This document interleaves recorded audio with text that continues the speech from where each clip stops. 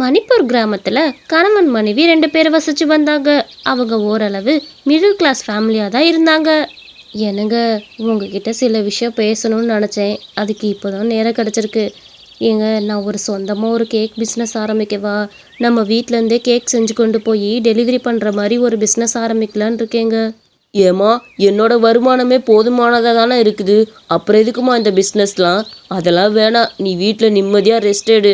பிஸ்னஸ்ன்னு ஆரம்பிச்சேன்னா உன்னால் நிம்மதியாக கூட இருக்க முடியாது. வேலை செஞ்சுக்கிட்டே இருக்கணும். என்னங்க, அதெல்லாம் இல்லைங்க. எனக்கும் வீட்டில் சும்மா இருக்க ஒரு மாதிரியாக இருக்குது. நானும் இந்த மாதிரி பிஸ்னஸ் பண்ணேன்னா எனக்கும் ஒரு தெம்பாக இருக்கும்ல. பணத்துக்கும் எந்த கஷ்டமும் பட தேவையில்ல தானே. ப்ளீஸ்ங்க, நானும் அந்த கேக் பிஸ்னஸை ஸ்டார்ட் பண்ணட்டுமா? சரிம்மா, உனக்கு இஷ்டம்னா நீ கட்டாயம் பண்ணிக்கோ. இதில் நான் தடையாக நிற்கவே மாட்டேன். உனக்கு தேவையான பொருள் எல்லாத்தையுமே நான் சாயந்தரம் வாங்கிட்டு வந்துடுறேன்னு. நீ தாராளமாக உன்னோட கேக் பிஸ்னஸை ஸ்டார்ட் பண்ணு. சரி சரி, நான் சாப்பிட்டுட்டு வேலைக்கு கிளம்புறேன். மணி ஆயிடுச்சுல்ல. ரொம்ப நன்றிங்க. எல்லா விஷயத்துலையும் என் கூட சப்போர்ட்டாக நிற்கிறீங்க. எனக்கு இது போதுங்க. அவளோட கணவனும் நல்லா சாப்பிட்டுட்டு வேலைக்கு கிளம்பி போனார்.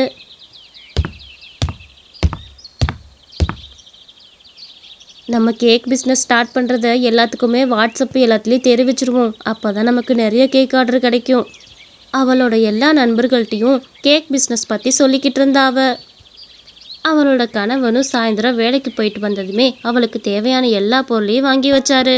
உனக்கு கேக் பிஸ்னஸ் பண்ண தெரியும் தானம்மா? உனக்கு கேக் நல்லா பண்ண தெரியும் தானே? உனக்கு தேவையான பொருள் எல்லாத்தையும் நான் வாங்கி வச்சுட்டேன். எனக்கு ஒன்றும் பிரச்சனை இல்லை. ஆனால் கேக் பண்ண தெரியும்ல? ஏங்க, எனக்கு தெரியாதா? நான் பேக்கிங் கிளாஸ் போயிருக்கேன் தானே. அப்புறம் என்னங்க, எனக்கு கேக்கெல்லாம் ரொம்ப சூப்பராக செய்ய தெரியுங்க. நீங்கள் கவலையே பட தேவையில்ல. என்னோட ஃப்ரெண்டு ஒருத்தவ எனக்கு கேக் ஆர்டர் கொடுத்துருக்காங்க. நான் வேகமாக அந்த கேக்கை செஞ்சு அவளுக்கு கொண்டு போய் கொடுக்கணும். அப்படியா? பரவாயில்லையே. ஆரம்பிச்ச உடனேமே ஒரு கஸ்டமர் உனக்கு கேக் ஆர்டர் கொடுத்துட்டாங்களே, ரொம்ப சந்தோஷமா. நீ சந்தோஷமா கேக் செய்யன. உனக்கு பிடிச்ச வேலையை செய், அதான் நல்லது. சரிங்க, நான் கேக் செஞ்சுட்டு உங்களை கூப்பிட்றேன். எப்படி இருக்குன்னு நீங்கள் பாருங்க என்ன. அவளும் வேக வேகமாக அந்த கேக்கெல்லாம் ரெடி பண்ணிக்கிட்டு இருந்தா. ரொம்ப அழகாக அந்த கேக்கை செஞ்சுட்டு அவளோட கணவனை கூப்பிட்டா. என்னங்க என்னங்க. அடடே, கேக்கு ரொம்ப அழகா இருக்கே. கேக்கே இவ்வளோ அற்புதமா செஞ்சிருக்கியேம்மா. உன்னோட கஸ்டமரு இன்னைக்கு ரொம்ப சந்தோஷப்பட போறாங்க பாரு. இவ்வளோ அழகான கேக் அவங்களுக்கு கொண்டு போய் கொடுக்க போறேல. பரவாயில்ல, நான் கூட ஏதோ ஏனாதானோன்னு செஞ்சிருவோன்னு நினச்சேன். ரொம்பவே அருமையாக செஞ்சிருக்கம்மா. அப்படியாங்க, எனக்கு ரொம்ப சந்தோஷமா இருக்குங்க. இந்த கேக்கை சாப்பிட்றவங்களும் சந்தோஷப்படணும், அதுக்காக தான் இந்த மாதிரி செஞ்சேன். சரிங்க, நான் அந்த கேக்கை முடிஞ்ச அளவு சீக்கிரமாக போய் டெலிவரி பண்ணிடுறேன். அப்போ தான் அவங்க சந்தோஷப்படுவாங்க. அவளும் அந்த கேக் எடுத்துட்டு டெலிவரி பண்ணலான்னு கிளம்புனா.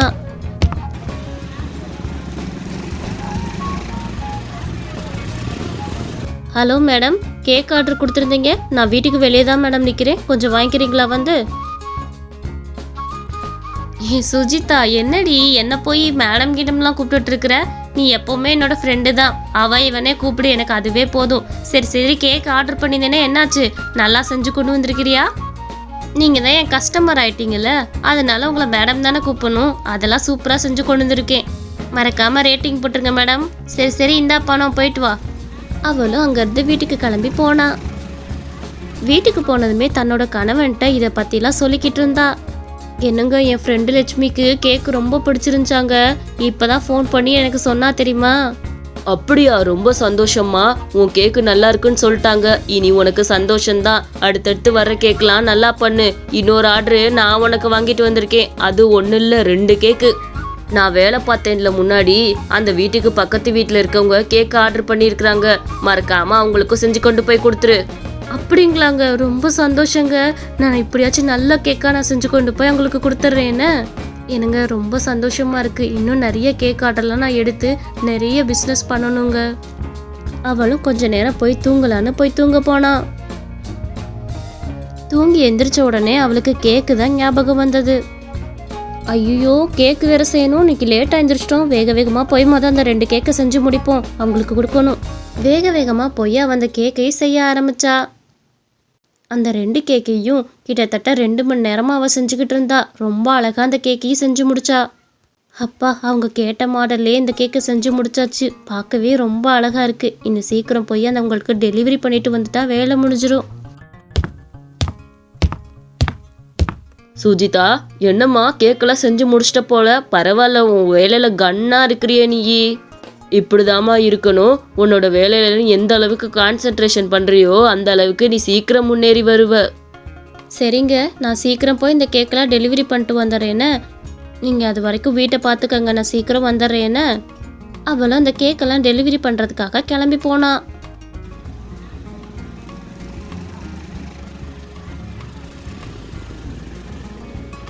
ஹலோ மேடம், நான் வெளியே தான் நிற்கிறேன் மேடம். கேக் ஆர்டர் பண்ணியிருந்தீங்க. அப்பா அந்த இடத்துக்கு 2 பசங்க வந்திருந்தாங்க. அக்கா, எங்கள் அம்மா தான் கேக் ஆர்டர் பண்ணியிருந்தாங்க, என்கிட்டயே கொடுங்க.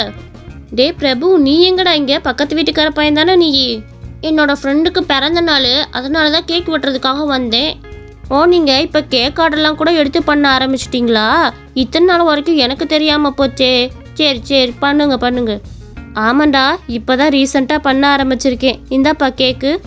அந்த கேக்கை கொடுத்துட்டு அவங்களும் பைக் எடுத்துகிட்டு கிளம்பிட்டாங்க. என்னடா சொல்ற நீ? அவளா கேக் பிஸ்னஸ் பண்ணிட்டு இருக்கிறா? நமக்கு இது தெரியாம போச்சே. இவளோட கேக் பிஸ்னஸ்லாம் கெடுக்காம விடவே கூடாது, எப்படியாச்சும் கெடுத்து விட்டுருப்போம். அது மட்டும் இல்லை பாட்டி, 1க்கு 2 கேக்கு தெரியுமா? 2 கேக்கு ஆர்டர் கொடுத்து வாங்கிட்டு போகிறான் என் ஃப்ரெண்டு. அவளுக்கு எவ்வளோ லாபம் வந்திருக்கும் அதில். நீ கவலையே படாத. நாளைக்கு நம்ம தெரியாத நம்பர்லேருந்து ஃபோன் பண்ணி 10 கேக்கு ஆர்டர் பண்ணி விடுவோம். அதுவும் அட்ரஸ் இருக்குது பார்த்தியா, அது வெட்ட வெளியில் இருக்கிற மாதிரி கொடுத்து விடுவோம். அவள் கேக்கு பூரா லாஸ் ஆயிரும். அப்போ நல்ல ஐடியா மச்சி, கண்டிப்பாக அதை பண்ணு நீ. அவள் நல்லா தூங்கிட்டு இருக்கும் போது அவள் ஃபோனில் மெசேஜ் வந்துச்சு, 10 ஆர்டர்னு. அவளும் முடிச்சு அந்த மெசேஜ் எல்லாம் படிச்சுக்கிட்டு இருந்தா. என்னங்க எந்திரிங்க, ஒரு சந்தோஷமான விஷயம், சீக்கிரம் எந்திரிங்க. என்னாச்சுமா? எதுக்கு இப்போ கத்திக்கிட்டு இருக்கிற?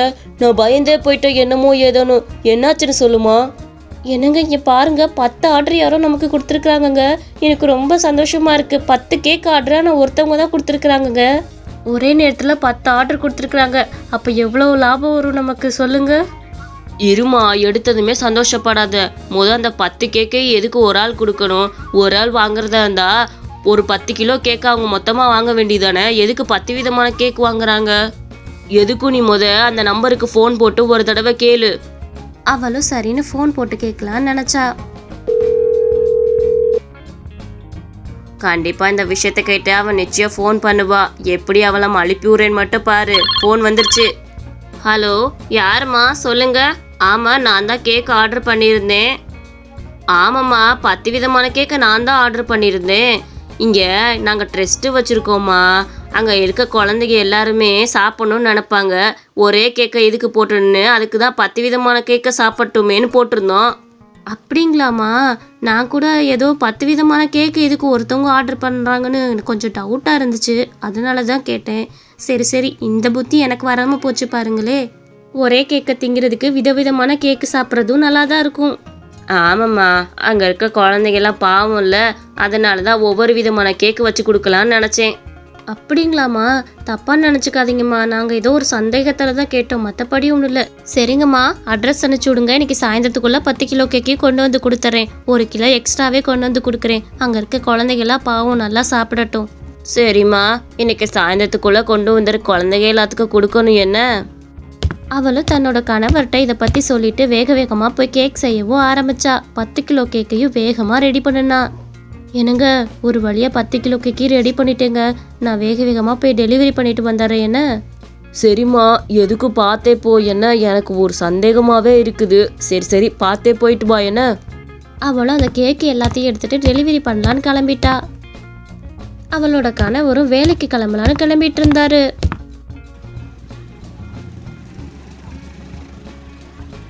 அட, என்ன இது? இந்த அட்ரஸ் தான் சொன்னாங்க. இங்கே எந்த வீடும் கிடையாது, மொட்டை காடாக இருக்குதே. என்ன பண்ணுறதுன்னு தெரில. ஃபோன் போடுவோம். எதுக்கு ஃபோன் போட்டு கேட்போம். அவளும் ஃபோன் போட்டு பார்த்தா, ஆனால் ஸ்விட்ச் ஆஃப்னு தான் வந்துச்சு. யாருமே ஃபோனை எடுக்க கிடையாது. யாரோ வேணும்னே நம்மளை ஏமாத்திருக்கிறாங்கச்சா. இவங்கெல்லாம் மனுஷங்களா? இப்படி தொழில் நடத்துகிற இடத்துல வேணும்னே நஷ்டத்தை ஏற்படுத்தணும்னு இந்த மாதிரி சொல்லியிருக்கிறாங்க. அவர் அப்போவே சொன்னார், இது ஏதோ ஃப்ராடு வேலை மாதிரி இருக்குது. நான் தான் கேட்காம செஞ்சேன். ச்சே, என்ன பண்ணுறது? வீட்டுக்கு கொண்டு போவோம். சோகமாக ஸ்கூட்டி எடுத்துகிட்டு வீட்டுக்கு கிளம்புனா.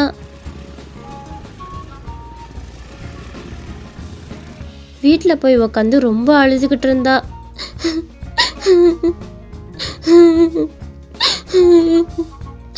என்னாச்சுமா? எதுக்கு இப்படி அழுதுகிட்டு இருக்கிற? என்னங்க, நான் 10 கிலோ கேக்கு கொண்டு போனேன்ல, அது ஃப்ராடு வேலை தாங்க பார்த்துருக்குறாங்க. யாரோ வேணும்னே ஆர்டர் பண்ணிட்டு ஏதோ அட்ரஸை பார்த்தா இந்த மொட்டை காடாக இருக்குதுங்க. வேணும்னே யாரோ நம்ப வச்சு இப்படி பண்ணியிருக்கிறாங்க. நல்லது தானே பண்ண, எனக்கு தான் இப்படி நடக்குது. நான் அப்போவே சொன்னேன்லம்மா இதில் ஏதோ சதி நடக்குதுன்னு. நீ தான் என்னை புரிஞ்சுக்கவே இல்லை. சரி சரி விடு, நடந்தது நடந்துருச்சு. இந்த கேக்கெல்லாம் கட் பண்ணி நம்ம அனாதாசிரமத்துக்கே கொடுத்து விட்ருவோம். என்ன விடு விடு, என்ன இருந்தாலும் நீ ஒரு குழந்தைகளுக்கு நல்லது தானே பண்ண போற. அப்புறம் என்ன, அந்த குழந்தைகளுக்கே நம்ம கொண்டு போய் இந்த கேக்கெல்லாம் சேர்த்துருவோம். என்ன இல்லைங்க, என்ன மனுஷங்க பாருங்க, வேணும்னே இப்படி நம்மளை நம்ப வச்சு ஏமாத்துறாங்க. இவங்க பழப்புல எல்லாம் நம்ம மண்ணலி போடணும்னு நினச்சிருக்கோமா? ஆனால் இவங்கெல்லாம் ஏன் தான் இப்போ இருக்கிறாங்களோ? கடவுளே, எதுக்கு தான் இந்த மாதிரி மனுஷங்கள்லாம் இருக்கிறாங்களோ? விடுமா, உன்னை இந்த மாதிரி அழுக வச்சவங்க நாளைக்கு அவங்களும் அந்த மாதிரி அழுவாங்க. இதெல்லாம் நினச்சி நம்ம வருத்தப்பட்டுட்டு உட்காரக்கூடாது. நீ வருத்தப்பட்டுட்டு அழுகணும் தான் அவங்க இந்த மாதிரியே பண்ணுறாங்க. அவங்களுக்கு தகுந்த மாதிரியே நீயும் பண்ணாத. நீ இதெல்லாம் நினச்சி வருத்தப்பட்டேன்னா ஒன்றும் பண்ண முடியாது. நஷ்டமோ லாபமோ எல்லாத்தையும் சமாளிக்கிறது தான் பிஸ்னஸ்ஸு. நம்ம கை விரலில் 5 விரலும் ஒரே மாதிரியேவா இருக்குது? எல்லா விரலும் விதவிதமாக தானே இருக்குது. அதே மாதிரி தான் மனுஷங்களும். விடு. சரிங்க, நான் இனிமேல் பார்த்து நடந்துக்கிறேன். என்ன, நீங்கள் சொன்னது எனக்கு ரொம்ப புரிஞ்சிருச்சு. நான் இதுக்கு மேலே உட்காந்து அழுக மாட்டேன். என்னோடய பிஸ்னஸை அடுத்தடுத்து நான் கொண்டு போய்கிட்டே இருப்பேன். அவளும் அதுக்கப்புறம் சந்தோஷமாக பிஸ்னஸை கொண்டு போனா. அந்த கிழவி அடுத்து யாரு பழப்பழா கெடுக்கலாம் நின்றுட்டு இருந்துச்சு. அப்பன்னு பார்த்து ஒரு மாடு வந்து அந்த கிழவியை தூக்கி போட்டு போயிருச்சு. வாங்கடா. அங்க இருந்தவங்க எல்லாம் அந்த பாட்டியை தூக்கி பெட்ல சேர்த்திருந்தாங்க. இங்க பாருமா, உனக்கு எல்லா இடத்துலயும் கட்டு போட்டாச்சு. மொத்த ஆப்ரேஷன் பில்லு 20,000 ரூபாய் வந்திருக்குது. கட்டிட்டு இந்த ஆஸ்பத்திரியை விட்டுட்டு வெளியே போகணும், புரியுதா? எது 20,000மா? ஒருத்தவங்களுக்கு கெடுதல் நினைச்சா அது கடைசியில நமக்கே வந்து கெடுதலா முடியும்.